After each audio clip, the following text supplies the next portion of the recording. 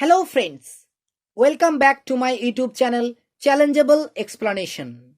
I am Arijit and today I am going to discuss sonnet number 18 written by William Shakespeare. এই সনেটটি WBCHSE অর্থাৎ West Bengal council of higher secondary এডুকেশনের class 12 এর সিলেবাসের অন্তর্ভুক্ত। এছাড়াও বর্ধমান ইউনিভার্সিটির আন্ডারে যে সমস্ত ছাত্রছাত্রীরা ইংলিশ অনার্স করছো তাদের সেকেন্ড সেমিস্টারের সিলেবাসেও এই সনেটটি রয়েছে। সনেট 18 ছাড়াও এই সনেটটির আরও একটি নাম রয়েছে, যেটি নামকরণ করা হয়েছে এই সনেটটির প্রথম লাইন অনুসারে, যেটি হলো shall I compare thee to a summer's day. এবার আমরা একটু কবি সম্পর্কে জেনে নেব। উইলিয়াম শেক্সপিয়ার 1564 সালে ইংল্যান্ডের স্টার্টফোর্ড অফ অ্যাভনে জন্মগ্রহণ করেন।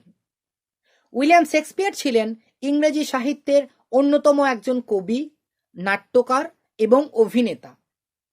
তাকে ইংরেজি সাহিত্যের এক অবিস্মরণীয় ব্যক্তি বলে মনে করা হয়। তিনি হলেন পৃথিবীর সর্বকালের সর্বশ্রেষ্ঠ ড্রামাটিস্ট। কখনো কখনো তাকে ইংল্যান্ডের জাতীয় কবি হিসেবে আখ্যা দেওয়া হয়, তবে তিনি বার্ড অফ অ্যাভন নামেও পরিচিত ছিলেন। তিনি টোটাল 39টি প্লে, 154টি সনেট, 2টো লং ন্যারেটিভ পোয়েম এবং আরও অনেক কিছু লিখেছেন। তার নাটকগুলো প্রায় সমস্ত ভাষায় অনুবাদ করা হয়েছিল। এমনকি অন্যান্য যে কোনো নাট্যকারের থেকে তার নাটক সবচাইতে বেশি মঞ্চস্থ হয়েছিল। তিনি এলিজাবেথন এবং জ্যাকোবিন যুগের মানুষ ছিলেন। শেক্সপিয়ারের সময়েই আমরা দেখতে পেয়েছিলাম ইংল্যান্ডে নবজাগরণের সূচনা। তিনি টোটাল 154টি সনেট লিখেছিলেন। তার মধ্যে 1 নাম্বার থেকে 126 নাম্বার সনেট অবধি তিনি অ্যাড্রেস করেছিলেন তার মেল ফ্রেন্ড মিস্টার WH-কে। বাকি সনেটের যে ধারণা সেটা তোমরা যদি না পেয়ে থাকো তাহলে ডেসক্রিপশন বক্সে আমার একটা ভিডিওর লিঙ্ক দেওয়া রয়েছে, ওই ভিডিওটি তোমরা দেখো।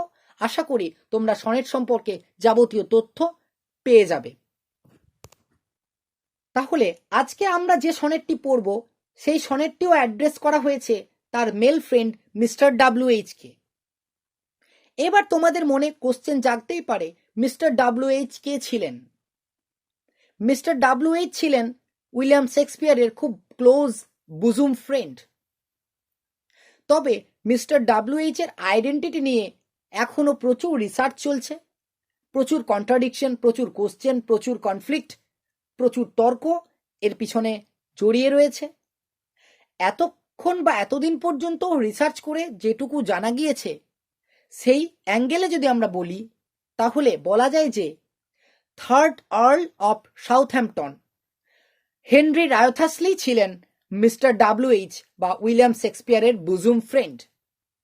এবার তোমরা বলবে হেনরি রায়থাসলি যদি আমরা শর্ট ফর্মে লিখি তাহলে হয় HW, কিন্তু উইলিয়াম শেক্সপিয়ার উল্লেখ করেছেন WH। এটা কেন হয়েছে?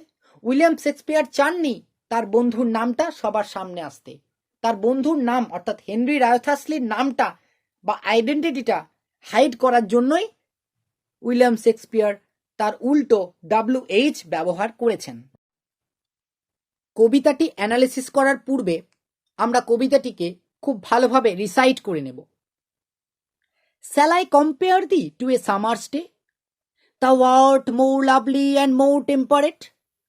Rough winds do shake the darling buds of May, and summer's lease hath to all sorted it.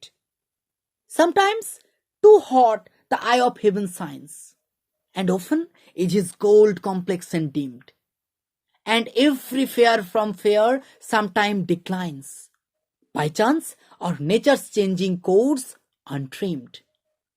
But thy eternal summer shall not fade, nor lose possession of that fair thou owest, nor shall death brag thou wanderest in his shade, when in eternal lines to time thou growest. So long as man can breathe or eyes can see, so long lives this, and this gives lives to thee. এবার আমরা কবিতাটি line by line analysis করব, ভালো করে মন দিয়ে শুনবে। Shall I compare thee to a summer's day? Shall I compare? আমি কি তুলনা করতে পারি? দি, দি বলতে ইউ, দি হচ্ছে ইউ এর ওল্ড ইউজ। আমি কি তোমাকে তুলনা করতে পারি? এখানে তুমি বলতে কার কথা বলা হয়েছে? আগেই বলেছি সনেট 18 অ্যাড্রেস করা হয়েছিল তার মেল বিলাবেড মিস্টার WH কে, অর্থাৎ এখানে ইউ বলতে বা দি বলতে মিস্টার WH এর কথা বলা হয়েছে। Shall I compare thee? আমি কি তোমাকে তুলনা করতে পারি? অর্থাৎ মিস্টার WH কে বলছে আমি কি তোমাকে তুলনা করতে পারি? কার সঙ্গে? টু এ সামার্স ডে, একটা গ্রীষ্মের দিনের সঙ্গে। অর্থাৎ এই পুরো লাইনের অর্থটা হলো আমি কি তোমাকে একটা গ্রীষ্মের দিনের সঙ্গে তুলনা করতে পারি? আচ্ছা, এই যে লাইনটা আমি বললাম, এই লাইনটা শুনে তোমাদের মনে হচ্ছে যে এটা একটা ইন্টারোগেশন বা এটা একটা জিজ্ঞাসা? অবশ্যই তোমাদের মনে হবে, তোমাদের ঠিকই মনে হয়েছে, এটা অবশ্যই একটা জিজ্ঞাসা বা ইন্টারোগেশন। কিন্তু এটা কি শুধুই একটা ইন্টারোগেশন?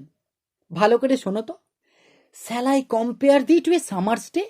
আমি কি তোমাকে একটা গ্রীষ্মের দিনের সঙ্গে তুলনা করতে পারি? দেখো, তোমাদেরকে উদাহরণ দিয়ে একটা বোঝাই, তাহলে তোমরা বুঝতে পারবে। তোমাদেরকে যদি বলা হয় আচ্ছা তুমি আজ স্কুলে যাবে, তুমি অ্যান্সারটা কি দেবে? ইয়েস অর নো, অথবা যাব অথবা যাব না। কিন্তু তোমাকে যদি বলা হয় বা কাউকে যদি বলা হয় যে কোন মা তার সন্তানকে ভালোবাসে না, এখানে কিন্তু ইয়েস অর নো আনসার হবে না। এখানে আনসারটা কিন্তু ওই কোশ্চেনের মধ্যেই লুকিয়ে রয়েছে। কোন মা তার সন্তানকে ভালোবাসে না মানে কি? প্রত্যেক মাই তার সন্তানকে ভালোবাসে। ঠিক সেই রকমই এই কোশ্চেনটার মধ্যেই আনসারটা লুকিয়ে আছে। আমি কি তোমাকে গ্রীষ্মের দিনের সঙ্গে তুলনা করতে পারি? মানে হচ্ছে আমি তোমাকে গ্রীষ্মের দিনের সঙ্গে তুলনা করতে পারি না, এটাই তিনি বোঝাতে চেয়েছেন। অর্থাৎ এটা ইন্টারোগেশন অবশ্যই, কিন্তু it is not only interrogation but also it is a rhetorical interrogation. Rhetorical কাকে বলবো বা রেটোরিক কাকে বলবো? রেটোরিক্যাল কোশ্চেন বা রেটোরিক্যাল ইন্টারোগেশন আমরা তাকেই বলবো যে কোশ্চেনটার মধ্যে উত্তরটি নিহত অবস্থায় রয়েছে।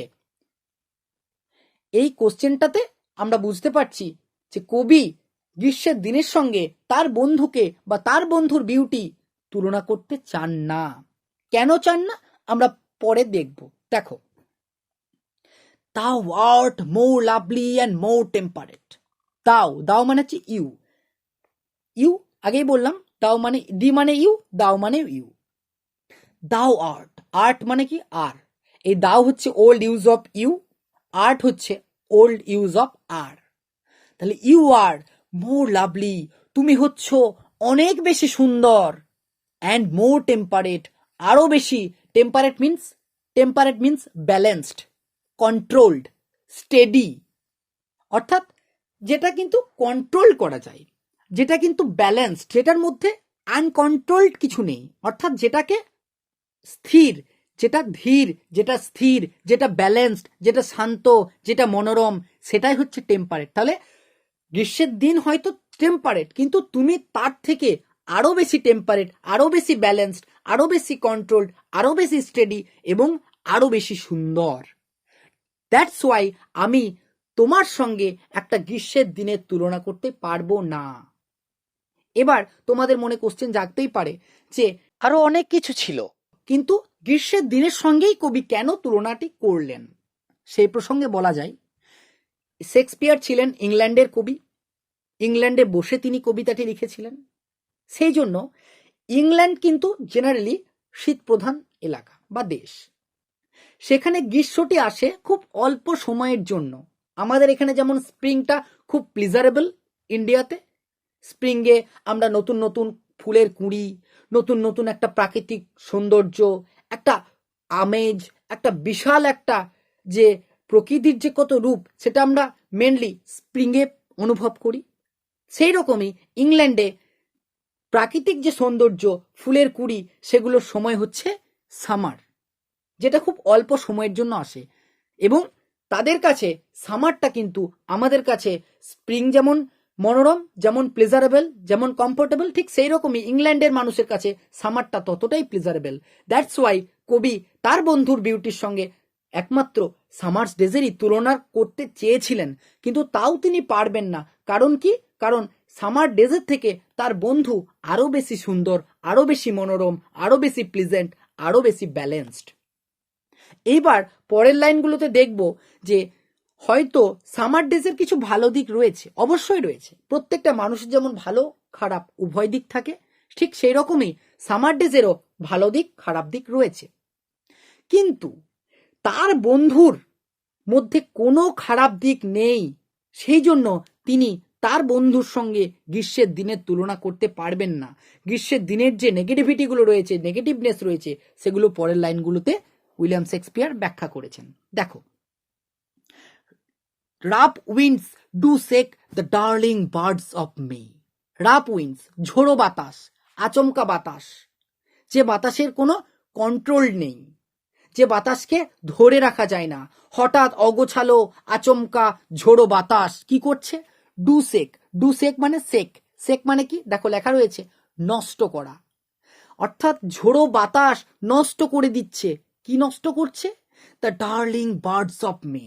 ডার্লিং বলতে সুন্দর, বিউটিফুল, বার্ডস মানে কুঁড়ি, অর্থাৎ অফ মে, মে মাসের, মে মাসের সুন্দর ফুলের কুড়িগুলোকে নষ্ট করে দিচ্ছে এই আচমকা বাতাস, এই ঝোড়ো বাতাস। এখানে মে মাসের কেন উল্লেখ করেছেন কবি? অন্যান্য অনেক মাসেরই তুলনা করতে পারতেন, অন্যান্য অনেক মাসেরই উল্লেখ করতে পারতেন, কিন্তু মে মাসের কেন বলেছেন? কারণ ইংল্যান্ডে জেনারেলি জুন মাস থেকে সামারটা শুরু হয়। জুন মাস আসার আগেই মে মাসে যে সমস্ত ফুলের কুঁড়িগুলো এখনো প্রস্ফুটিত হয়নি, সদ্য প্রস্ফুটিত কুঁড়ি, শুধুমাত্র কুঁড়িগুলো যার প্রস্ফুটিত হয়েছে, সেই সমস্ত কুঁড়িগুলো গ্রীষ্মের আবেশে, গ্রীষ্মের ছোঁয়া পেয়ে সম্পূর্ণ ফুলে পরিণত হবে। কিন্তু সেই সম্পূর্ণ ফুলে পরিণত হওয়ার আগেই সেই সুন্দর সুন্দর মনোরম কুঁড়িগুলোকে এই ঝোড়ো বাতাস, এই গ্রীষ্মের ঝোড়ো বাতাস যেন নষ্ট করে দিচ্ছে।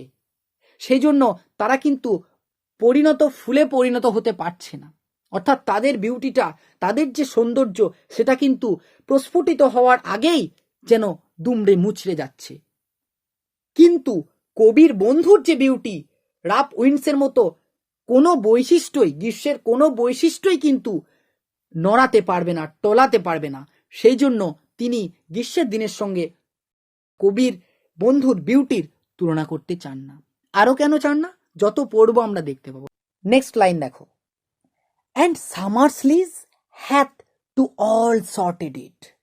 লিজ মানে কি? লিজ মানে হচ্ছে ধার করা, আর হ্যাথ মানে কি? হ্যাথ মানে হচ্ছে has. Hath means old use of has.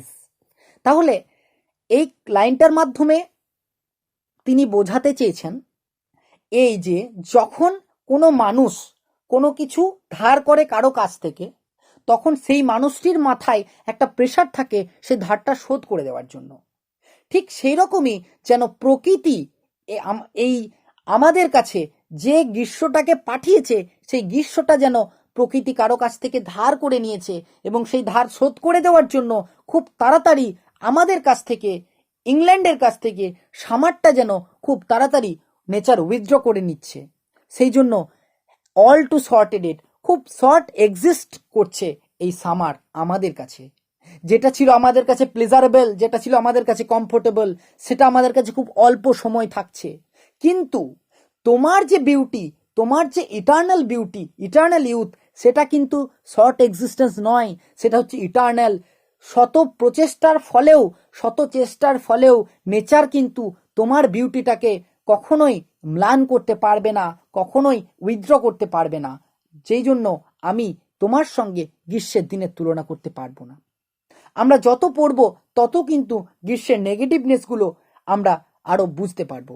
Next line দেখো, sometimes too hot the eye of heaven shines. Eye of heaven means the sun. এখানে আই অফ হেভেন বলতে সূর্যের কথা বলা হয়েছে। সামটাইমস, কিছু সময় কি করছে? সূর্য প্রখর কিরণ দিচ্ছে, সূর্যের প্রখর কিরণে জীবজগৎ ক্ষতিগ্রস্ত হচ্ছে। জীবজগতের এত হিট সহ্য করার ক্ষমতা নেই, জীবজগৎ ক্ষতিগ্রস্ত হচ্ছে। এই ক্ষতিগ্রস্ত হওয়ার ফলে সে কিন্তু সূর্যের রশ্মি কিন্তু ব্যালেন্সড অবস্থায় নেই, সূর্য কিন্তু কন্ট্রোল নেই, সে কিন্তু নিজের মতো কিন্তু দিয়ে যাচ্ছে রশ্মি, অর্থাৎ ইমব্যালেন্সড। কিন্তু তুমি হচ্ছ এদের থেকে অনেক ব্যালেন্সড, সেই জন্য আমি তোমার সঙ্গে এদের তুলনা করতে পারবো না। এগুলো হচ্ছে একটি নেগেটিভ দিক গ্রীষ্মের। নেক্সট লাইন কি বলছে দেখো। আচ্ছা, নেক্সট লাইন পড়ার আগে আমরা আরো বলছি, যখন সূর্য প্রখরভাবে কিরণ দেয় তখন কিন্তু চারিদিকে একটা সোনালি রূপালী আভাস সৃষ্টি করে। নেক্সট লাইনে বলছে অ্যান্ড ওফেন, আবার কখনো কখনো is his gold complex and deemed, এই যে সূর্য প্রখর কিরণ দেওয়ার ফলে চারিদিকে একটা সুন্দর একটা রূপালী সোনালী আভাস সৃষ্টি করেছিল, কিন্তু যখন ওয়েদারটা ক্লাউডি থাকে, ফগি থাকে, তখন কিন্তু এই চারিদিকে যে গোল্ড কমপ্লেক্সন, যে সুন্দর সোনালী রূপালী আভা, প্রাকৃতিক দৃশ্য, সেটা কিন্তু আর উপভোগ্য হয় না, আর মানুষজনের কাছে কমফোর্টেবল হয় না, বিউটিফুল মনে হয় না। তখন কিন্তু ন্যাচারাল বিউটিটা ধীরে ধীরে ডিক্লাইন্স করে, ধীরে ধীরে মলিন হয়ে যায়। সেজন্য বলছে বিভিন্ন সময়ে নেচার কিন্তু বিভিন্ন রূপ ধারণ করছে এবং গ্রীষ্মের নেগেটিভ দিকগুলো ফুটিয়ে তুলছে, কিন্তু তোমার যে বিউটি, নেচারের কোনো ক্ষমতা নেই তোমার বিউটিটাকে ম্লান করে দেওয়ার, তোমার বিউটিটাকে নষ্ট করে দেওয়ার। সেজন্য আমি গ্রীষ্মের দিনের সঙ্গে তোমার তুলনা করতে পারবো না। অর্থাৎ প্রত্যেকটা লাইনে আমি দেখতে পাচ্ছি, প্রত্যেকটা লাইনে যত সামারের নেগেটিভ দিকগুলো বলছে, তত যেন তার যে বন্ধুর বিউটি আরও যেন ইনক্রিজ করছে। এবার আমরা যে পড়লাম এতটা, আমরা প্রত্যেকটা নেগেটিভ দিক দেখলাম, আরও নেগেটিভ দিক দেখো নেক্সট লাইনে বলছে and every fair from fair sometime declines. দেখো এভরি ফেয়ারটাকে প্রথমে বাদ দাও, এই ফ্রম ফেয়ারটাকে পড়ো। তাহলে দেখো ফ্রম মানে থেকে, কোথা থেকে? ফেয়ার থেকে, অর্থাৎ ফেয়ারফুল অবজেক্টস থেকে। তাহলে এখানে দুটো ফেয়ার ব্যবহার করা হয়েছে, আমি একটাকে বললাম যে ফ্রম ফেয়ার, অর্থাৎ ফেয়ারফুল অবজেক্টস থেকে। ফেয়ারফুল অবজেক্টস থেকে কি? এবার দেখো প্রথমটাকে পড়ো, অ্যান্ড এভরি ফেয়ার, প্রত্যেকটা ফেয়ারফুল অবজেক্টস থেকে ফেয়ার সৌন্দর্য, অর্থাৎ the second fair refers to the fairful objects and the first fair refers to the beauty or fairness. তাহলে the beauty or fairness from the beautiful or fairful objects, এটাই বলছে sometime declines. প্রত্যেকটা সুন্দর জিনিসের সৌন্দর্য কখনো কখনো মলিন হয়ে যায়। কিসের দ্বারা? বাই চান্স, হঠাৎ করে। বাই চান্স বলতে কি? বাই চান্স বলতে মেনলি অ্যাক্সিডেন্টালি হতে পারে, আবার কোনো ঝড়ঝঞ্ঝা, কোনো প্রাকৃতিক দুর্যোগ হতে পারে। অর্থাৎ হঠাৎ করে যদি কোনো কিছু হয় তাহলে সুন্দর জিনিসের সৌন্দর্য নষ্ট হতে পারে। আর একটা সেকেন্ড রিজন হচ্ছে নেচারস চেঞ্জিং কোর্স, অর্থাৎ প্রকৃতি যেমন প্রকৃতির যে নিয়মে, সেটাও কিন্তু প্রকৃতির নিয়মে প্রত্যেকটা সুন্দর জিনিসের সৌন্দর্য মলিন হয়ে যেতে পারে। তাহলে প্রত্যেকটা সুন্দর জিনিসের সৌন্দর্য মলিন হয়ে যায় হয়তোবা হঠাৎ করে, কোনো অ্যাক্সিডেন্টালি, কোনো ডিজিজের দ্বারা, কোনো দুর্যোগের দ্বারা হতে পারে। আবার কখনো কখনো যেন প্রাকৃতিক নিয়মে, অর্থাৎ আমরা বেঁচে থাকি বা থাকি না কেন, প্রকৃতি কিন্তু নিজের কাজ করে যাবে, প্রকৃতির দ্বারা কিন্তু কাজগুলো আপনা আপনি হয়ে যাবে। তাহলে দুটো কারণে প্রত্যেকটা সুন্দর জিনিসের সৌন্দর্য যেন মলিন হয়ে যায়। এখানে আবার বলেছে untrimmed. Untrimmed relates to Christianity. খ্রিস্টিয়ানরা যে যখন ক্রিসমাস ডে সেলিব্রেট করে তখন তারা একটা করে গাছ লাগায়, সেটাকে বলা হয় ক্রিসমাস ট্রি, এবং সেই গাছটাকে তারা কিন্তু জল দেয়, বড় করে, এবং ফাঁকে ফাঁকে কি করে না ছাঁটাই করে, ট্রিম করে, অর্থাৎ গাছটার সৌন্দর্য বজায় রাখার জন্য যেন ট্রিম করে। কিন্তু যখন এই সুন্দর জিনিসের সৌন্দর্যটা ডিক্লাইন্স করে যাচ্ছে, সেগুলো কিন্তু আর ট্রিম থাকছে না, সেগুলো কিন্তু ছাঁটাই থাকছে না, অর্থাৎ তার বিউটিটা কিন্তু আনট্রিমড হয়ে যাচ্ছে, তার বিউটিটা কিন্তু ডিক্লাইন্স করে যাচ্ছে, সেজন্য আনট্রিম শব্দটা ব্যবহার করেছে। তাহলে এই যে বলছে হঠাৎ করে, বাই চান্স, অথবা প্রকৃতির নিয়মে প্রত্যেকটা সুন্দর জিনিসের সৌন্দর্য কিন্তু ডিক্লাইন্স করে, সেগুলো কিন্তু আনট্রিমড হয়ে যায়। কিন্তু তোমার যে বিউটি, সেটা কিন্তু কখনোই আনট্রিমড হয় না, কখনোই ডিক্লাইন্স হয় না, সেটা কিন্তু সারাক্ষণই ট্রিমড রয়ে যায়।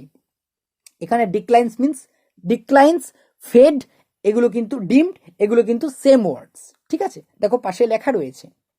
এবার দেখো next lines, but thy eternal summer shall not fade. thy বলতে your, old use of your eternal summer বলতে ইটার্নাল বিউটি, স্পিরিচুয়াল বিউটি, তার যে মনের বিউটি, ফিজিক্যাল নয়, এটা কিন্তু ইন্টারনাল বা ইটার্নাল বা স্পিরিচুয়াল বিউটি। তোমার যে ইটার্নাল ইউথ, ইটার্নাল বিউটি, সেটা কিন্তু কখনোই কখনোই মলিন হয়ে যাবে না। ফেড মানে মলিন হয়ে যাওয়া, ম্লান হয়ে যাওয়া, হ্রাস পাওয়া। তাহলে এতক্ষণ যে তিনি বললেন যে প্রত্যেকটা সুন্দর জিনিসের সৌন্দর্য হ্রাস পায়, কিন্তু তোমার যে ইটার্নাল সামার, তোমার মধ্যে যে ইটার্নাল বিউটি, স্পিরিচুয়াল বিউটি, আসল সৌন্দর্যটা রয়েছে, সেটা কিন্তু কোনো দিন মলিন হয়ে যাবে না। তারপরে বলছে নর লস পজেশন, পজেশন মানে কি অধিকারে থাকা বা অধিকার করে থাকা। নর লস পজেশন, তুমি যেটা অধিকার করে রয়েছো সেটা কখনো লস হবে না, কখনো হারিয়ে ফেলবে না। Of that fair thou owest, যে ফেয়ারটা, যে বিউটিটা তোমার মধ্যে রয়েছে, ওয়েস্ট বা অনেস্ট, এখানে OWE বসাতে হবে, ইটা উঠিয়ে অ্যাপোস্ট্রফি রয়েছে, অথবা অনেস্ট হতে পারে। যেটা তুমি অধিকার করে রয়েছো, যেটা তোমার নিজের, যেটা যে বিউটিটা তোমার নিজের, ওয়েস্ট বা অনেস্ট, যে বিউটিটা তুমি অধিকার করে রয়েছো, পজেস, সেই বিউটিটা কোনোদিন কিন্তু তোমার হারিয়ে ফেলবে না, সেই বিউটিটা কিন্তু ইটার্নালি তোমার মধ্যে রয়ে যাবে। এমনকি কি বলছে দেখো নেক্সট লাইনে, নর স্যাল ডেথ ব্র্যাগ দাও wanderest in his shed. Brag মানে অহংকার করে বলা, নর স্যাল ডেথ ব্র্যাগ, মৃত্যু এমনকি অধিকার করে বা অহংকার করে বলবে না, দাও তোমাকে, ওয়ান্ডারেস্ট ইন হিজ সেড, যে ওয়ান্ডারেস্ট মানে কি রাখা, অধিকারে রাখা, বা এখানে ক্যাপচার বলতে পারো। তাহলে মৃত্যুও যেন তোমাকে অহংকার করে বলতে পারবে না যে তোমাকে সে তার ছায়ার মধ্যে ক্যাপচার করে রেখেছে, অর্থাৎ তুমি মৃত্যুরও ঊর্ধ্বে, তোমার কোনো মৃত্যু নেই। তোমার বলতে গেলে তোমার যে ইটার্নাল বিউটি, তার কিন্তু কোনো মৃত্যু নেই। when in eternal lines to time thou growest, when in eternal lines বলতে এই যে সনেটটা, এই সনেটের বা ভার্সের প্রত্যেকটা লাইন, প্রত্যেকটা ওয়ার্ডকে বলতে চেয়েছেন। অর্থাৎ তিনি যেগুলো লিখছেন সেগুলো কিন্তু ইটার্নাল, সেগুলোও কিন্তু কখনো মৃত্যু হবে না। অর্থাৎ তিনি বলছে when in eternal lines to time, অর্থাৎ সময়ের সঙ্গে সঙ্গে যখন এই লাইনগুলো মানুষজন পড়বে, thou growest, তত তুমি যেন আরো গ্রোয়েস্ট, তোমার যে ইটার্নাল বিউটি সেটা যেন একই থাকবে, শুধু সেটা নয়, আরো কিন্তু ধীরে ধীরে ইনক্রিজ হবে। অর্থাৎ সময়ের সঙ্গে সঙ্গে মানুষের বিউটিটা হ্রাস পায়, কিন্তু তোমার বিউটি ততদিন পর্যন্ত ইনক্রিজ করবে যতদিন পর্যন্ত মানুষ আমার এই কবিতার লাইনগুলো থাকবে, এই ভার্সগুলো পড়বে, ঠিক ততদিন পর্যন্ত। লাস্ট দুটো লাইন কি বলছে, so long as man can breathe, যতদিন পর্যন্ত মানুষ শ্বাস প্রশ্বাস নেবে, আর আইজ ক্যান সি, এবং মানুষের চোখ দেখতে পারবে। কি দেখতে পারবে? মানুষের চোখ যা খুশি দেখতে পারে। এইখানে মেনলি এই কবিতাটা দেখার কথা বলা হয়েছে, অর্থাৎ মানুষ যতদিন পর্যন্ত নিঃশ্বাস নেবে, অর্থাৎ মানুষ যতদিন পর্যন্ত বেঁচে থাকবে, বা মানুষ যতদিন পর্যন্ত এই কবিতাটির এই ইটার্নাল লাইন্সগুলো দেখবে, সো লং লিভস দিস, ততদিন পর্যন্ত এই কবিতাটি, এই ভার্সটি বা এই ইটার্নালাইজেশনটা ততদিন পর্যন্ত বেঁচে থাকবে। অ্যান্ড এই ইটার্নালাইজেশনটাই, অ্যান্ড দিস, এই ইটার্নালাইজেশনটাই গিভস লাইফ টু দি, তোমাকে জীবন দেবে, অর্থাৎ তোমার যে বিউটি সেটাকে যেন আরো ইনক্রিজ করবে, এতদিন পর্যন্ত বাঁচিয়ে রাখবে। এই পুরো কবিতাটির মাধ্যমে কবি নিজের বন্ধুর বিউটিটাকে ইটার্নালাইজ করলেন, ইমমর্টালাইজ করেছেন। তোমাদের যদি আমার এই লেকচারটা ভালো লেগে থাকে তাহলে লাইক, শেয়ার এবং সাবস্ক্রাইব করতে ভুলবে না।